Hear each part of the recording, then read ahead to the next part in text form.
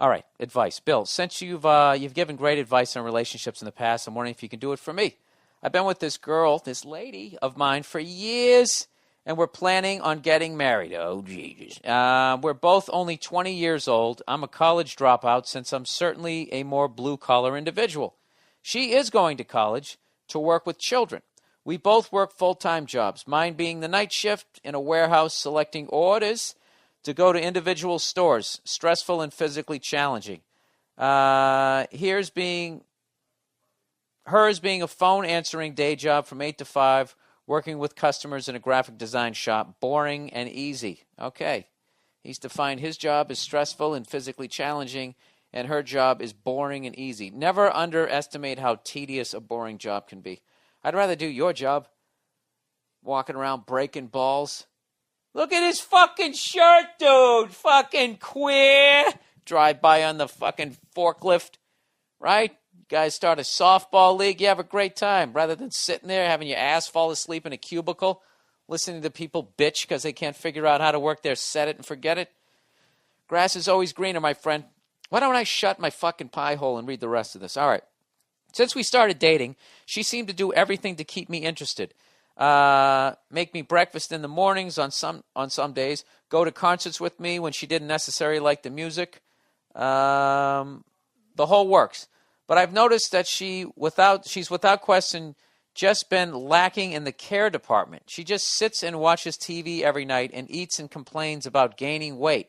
I come home in the morning to do the dirty dishes that piled up in the sink from her having friends over while I'm at work for the night, and get yelled at for not cleaning them when I saw them sitting there, but I had no part in making them dirty. Dude, what the fuck? You can't have that. She leaves clothes laying around every room in the house, and that's not even how she is with me. She has seemed to develop some kind of self-righteousness where everything that she... Yeah, dude, I really got to proofread these people. So many spelling mistakes. She has seemed to develop some kind of self-righteousness where everything that she says throughout the day should be my main concern, and I should go out of my way to make her life easier. I do her college homework. I take care of the $2,000 dog I bought for her. I work on her car when she nearly runs the damn wheels off the thing, and I do chores for her family she volunteers me for. Dude, she has your balls in a little, that little engagement ring you bought her? If you bought her, yeah, your balls are in there too. The next part is the icing on the cake. She goes as far as to dictate what time I have to go to bed and wake up in the morning. Evenings, since I work at nights. What I can and can't spend money on, who I can hang out with, what days I can see friends, and require me to call her every time I arrive at work and text her in the middle of the night when I get off work and I request her to do nothing outside of what she does on her day-to-day routine. To sum all that up, I feel like she's forcing me into a cookie mold guy when I actually let her make her own decisions like some strange thing called an adult.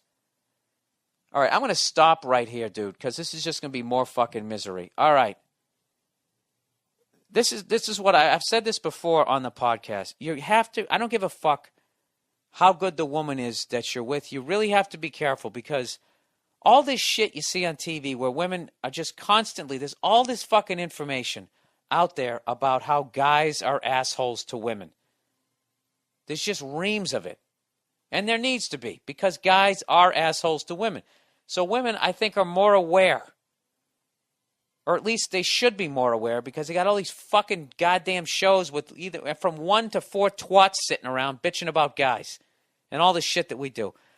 But there's no show on TV where you have 4 guys just sitting around a coffee table, drinking some hot cocoa with some pillows and wearing sweaters and their favorite shoes, talking about, not losing yourself in a relationship. That's what you've done here. All this shit that she's doing is your fault. Okay? And what's great about being a guy is you can blame the victim, which is why we're better problem solvers. All right? This is your fault. This is all on you. You don't like any of this shit. You have to sit down and talk to her. Okay? You're not required to call her. You can go to bed when you fucking want to go to bed. And you can just sit there and tell it, you did those dishes, you clean it up. Okay? Now, here's the point. This is the key with broads. This is what you got to do. You can't be mean.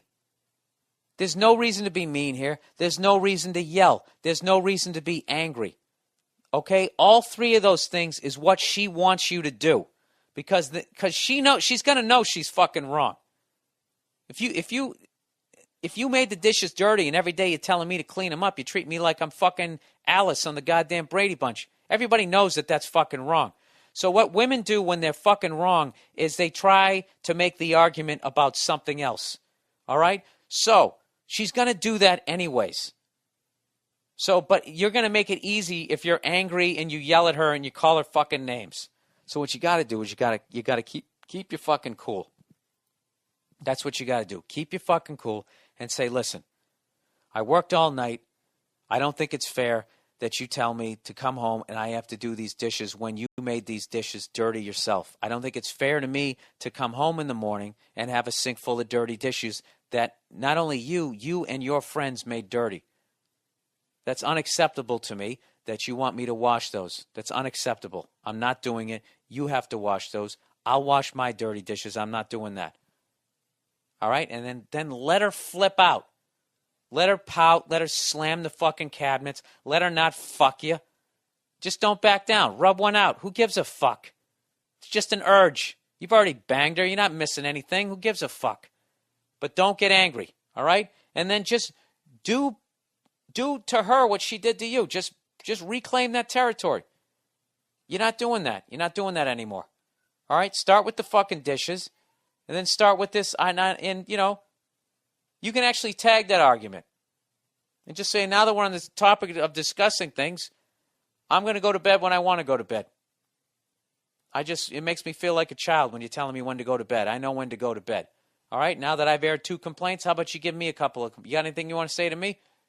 And just stay cool. Then when she hits you with some shit, if you don't like it, tell her, you know, I was going to say to go fuck herself, I don't know, whatever.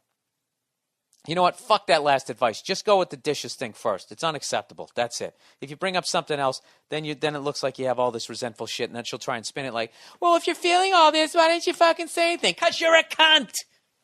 That's what's going to happen, and then you're going to lose. Let me tell you about a story so true. We're showing me style and it's all so cool. It's about a garment torn and frayed, yet in its threads, the story conveyed. Walking down the streets with holes in my teeth. Each ripped and tear part of me you see. It ain't about the brand or the label it holds. It's about the journey, the stories it unfolds. In these ragged clothes I find my voice. A testament to resilience, my choice. From the streets to the stage I rock my style. In my tattered shirt I walk that mile.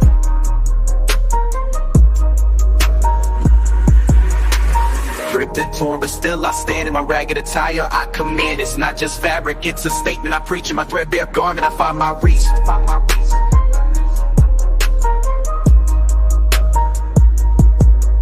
From the barrio to the bar, I make my mark. In my worn out jeans, I leave a spark. And they call it rags, but I call it art. In every stitch and tear, I play my part. It's the struggle of the streets, the hustle so real. In my tattered jacket, I seal the deal. A symbol of defiance against the status quo. My patch, the pants, I let it show. It's not about the riches or the wealth I lack. In my faded hoodie, I stay on track. It's the heart of the hustle, the grind each day. In my worn out kicks, I find my way. Ripped and torn, but still I stand. In my ragged attire I command.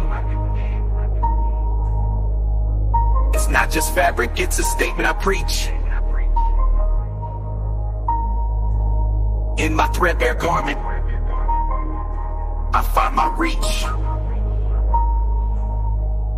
So here's to the ones with the clothes that tear. In our patched up attire we have, so let the world see our garments worn. For in our rags our stories are born.